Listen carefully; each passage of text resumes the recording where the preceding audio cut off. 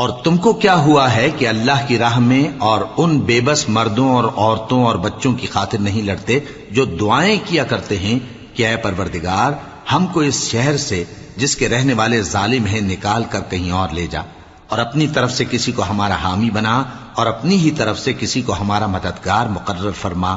जो मोमिन हैं वो तो अल्लाह की राह में लड़ते हैं,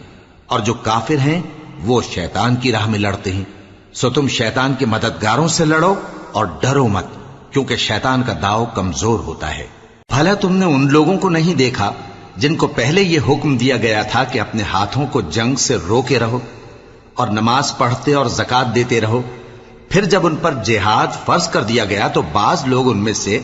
लोगों से यूं डरने लगे जैसे अल्लाह से डरा करते हैं, बल्कि उससे भी ज्यादा, और कहने लगे कि ए अल्लाह, तूने हम पर जिहाद जल्द क्यों फर्ज कर दिया। थोड़ी